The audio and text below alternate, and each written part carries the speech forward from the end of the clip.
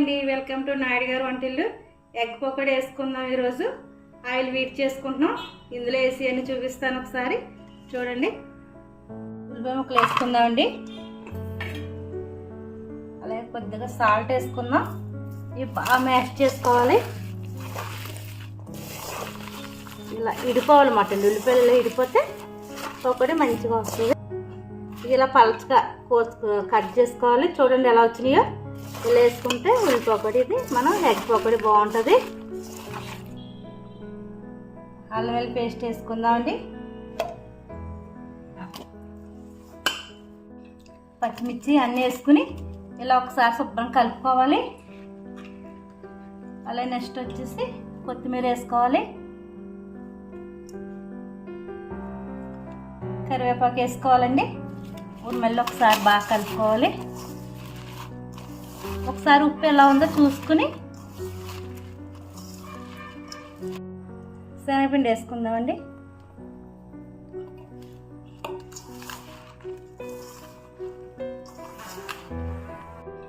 పచ్చిమిర్చి అన్నీ వేసుకుని ఇలా ఒకసారి శుభ్రం కలుపుకోవాలి.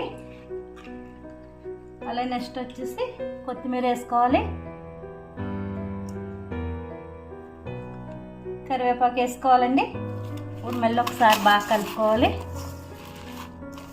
ఒకసారి ఉప్పు ఎలా ఉందో చూసుకుని శనగపిండి వేసుకుందామండి.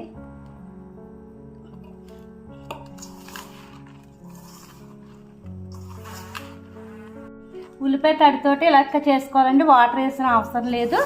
ఇదంతా ఉల్లిపాయ తడే. ఉల్లిపాయ బాగా మ్యాష్ చేసుకుంటే ఆ తడితోటి పకోడీ వచ్చేస్తుంది. మళ్ళీ వాటర్ వేసుకోవాల్సిన అవసరం లేదు మనకి.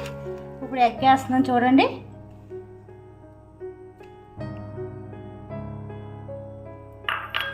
ఎగ్ వేసుకుని బాగా కలుపుకుంటే సరిపోతుంది. ఈ తడితోటి మనకి పకోడీ వచ్చేస్తుంది.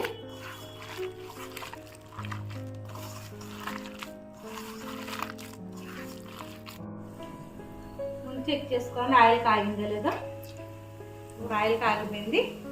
వేస్తున్నాను.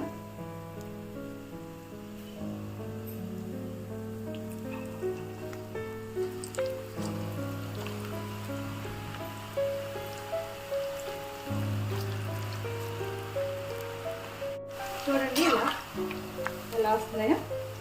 ఇవి చాలా మెత్తగా బాగుంటాయండి. ఇవి పెద్దవాళ్ళు కూడా తినొచ్చు.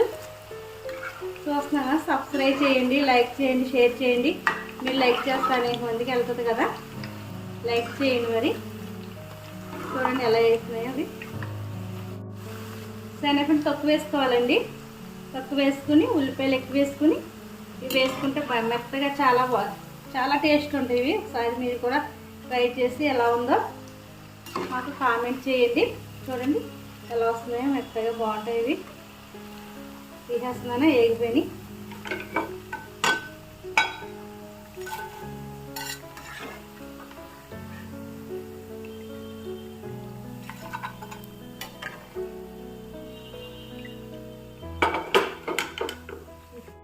ఇంకా మళ్ళీ వేసుకుందాం. చూడండి కొద్దిగా పిండి పట్టుకుని వెళ్ళాలంటే అవే వచ్చేస్తాయి.